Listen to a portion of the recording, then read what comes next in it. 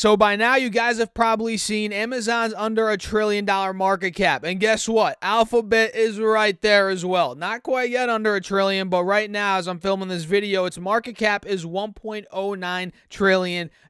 So in this video, we're going to break down Google, the overall stock market. We'll talk a little bit about Amazon and what I'm doing with these stocks. So sit back, relax, take a sip of your coffee, hit that like button, guys, and make sure to subscribe. And let's dive into the video. So right now, it's about 12:20 on the East Coast when I'm filming, and to no surprise to us, the stock market is red because of what we got from the Fed yesterday. The markets got spooked by Powell, and make sure if you guys haven't seen my video, my breakdown on that, if you haven't seen that yet, go to yesterday's videos, go watch those videos. And for now, we're going to focus on the markets, and again, Google and, Amazon, kind of where my head's at. So take a look at this, right? Google in just the past not even 2 weeks, guys, in just the past 10 days, it is down 20% from $105 to now $85. Just like that, it got to the mid-80s, guys, just when you thought it wasn't possible. And that goes to show with individual stocks, anything is possible, guys. If you're dealing with an individual stock, you got to realize it could move a lot faster, it usually does, than an ETF for the most part, right? So, yeah, we're seeing that now. It's essentially in another bear market down 20% in just the past 10 days. And of course, that was really fueled by earnings. All big tech stocks just tech in general started to collapse. So right now, the market cap is $1.09 trillion, and the trailing 12-month P on Google is a 16.5, and the price to sales is a 4.1 right now, which if you guys look at the chart here and think about it, at one point when Google was $145, it was pretty frothy, man. That price of sales back then had to have been obviously a lot higher than now. And in the trailing 12 months, they've done $5.14 in earnings per share, and their operating margin is right around 27.8%. And I wonder what it was last year and the year before to see how that compares. I forget off the top of my head, but right now, operating margin, trailing 12 months,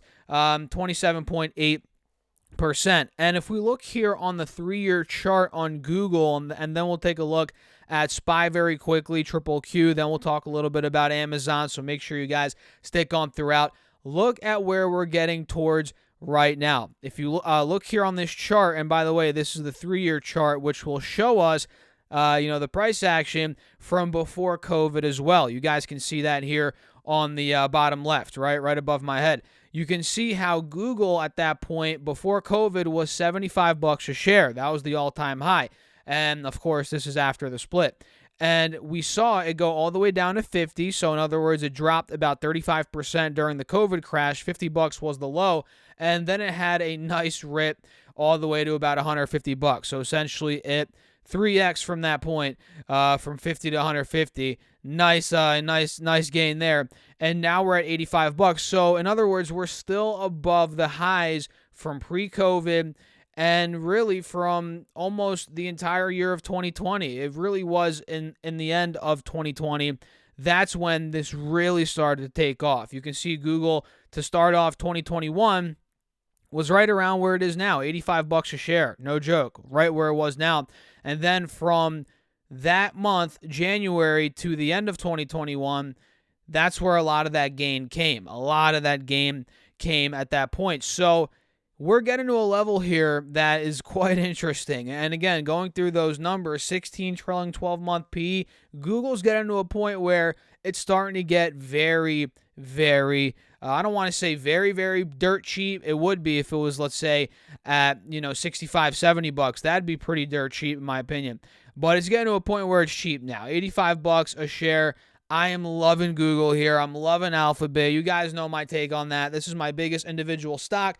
And it's coming to a point where I want to buy a ton more of it. I really do want to buy a ton more of it. And I did buy more Google, funny enough. Funny how the timing works here. I bought more, I think 2 days ago at $92 or something like that. And now we're at 85. I think I'm going to be buying more.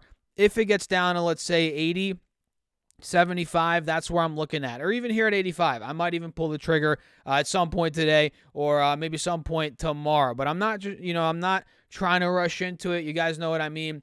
It's already my biggest individual stock holding. So I feel like there's no need to rush into it, if that, or rush buying a ton in a couple of days. I'm just taking it easy, right? We're in this bear market right now, and for all we know, we could be in it for a lot longer. So step by step here, we're taking it easy. At least I am. You guys do what you want, as always. So let's see what SPY's doing. Of course, we got the news yesterday from the Fed, 75 basis point hike. Again, go check out my content from yesterday. Right now, SPY is actually fighting at this bottom of the channel on the 4-hour chart, right by the 180 SMA. You guys can see that here at about 370, 375, and SPY's actually covered some ground to the upside throughout the day today, just a little bit, nothing crazy, from the low of 368 intraday to about where it is now. It's gone up roughly 1%, which is not bad. And Triple Q has probably done that as well. I think at its lows at 260. Now we're at 262, so that's up about 1%. So SPY is trying to fight at the bottom of the channel. Let's see what happens there, guys, on the 4-hour chart. Do we end up maybe getting a pop towards 385, 390, or do we end up collapsing under 375? Well, we're already under that, but 370, 365. So, yeah, those are some quick little points there. And going to Triple Q on the 4-hour chart, this does not look good at all. This chart looks way worse than SPY. It's pretty much right on the brinks of collapse. If 260 breaks, we're now at 262. We held 260 earlier. But if this breaks, we're probably going lower, 255. Maybe even lower than that. And mind you, 254 was that low from the middle of October. So let's talk about Amazon. And by the way, if you guys haven't gotten your $10 plus up to 15 stocks for Moomoo, use my link down below or go to stockssurfest.com/Moomoo. It's a great trading brokerage, guys. If you want to get those free stocks and help out the channel, just deposit at least $100, and again, you get $10 guaranteed plus up to 15 stocks, each up to $2,000. And you could also get $12, or not $12, 12 stocks from Webull with any amount deposited. All of those are linked down below, guys. And now let's talk Amazon. So Amazon is one that obviously is collapsing as well. You guys can see it's down under $100 a share, and it's under $1 trillion. Like I said, Google is pretty much there at about 1.1, 1.08 roughly trillion when I'm filming this.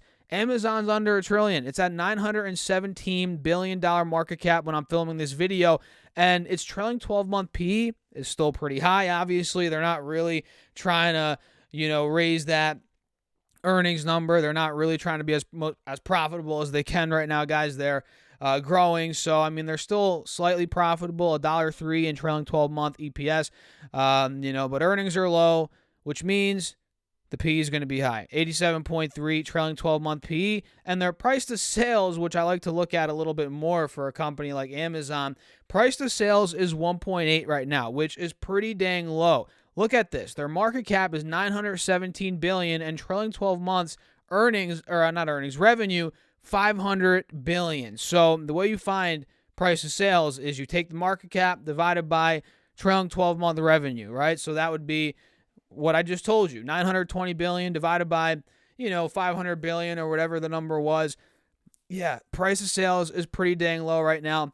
And again, if you're looking at this from PE, okay, the PE is very high, but I'm not looking at the PE really for a company like Amazon. And if we're looking at the 3-year chart like we did with Alphabet, and let me actually get rid of these alerts. There's no shot those are hitting anytime soon. You can see here back in 2020, guys, and this is the crazy thing, Amazon is pretty much right at the lows from 2020, even after that crash in March 2020, right?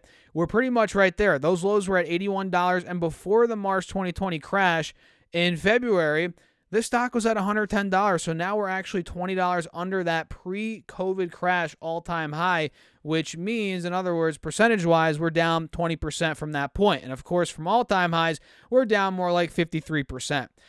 So Amazon, if this thing starts going under 80, I'm not buying a lot of it yet. I'm not, to be honest.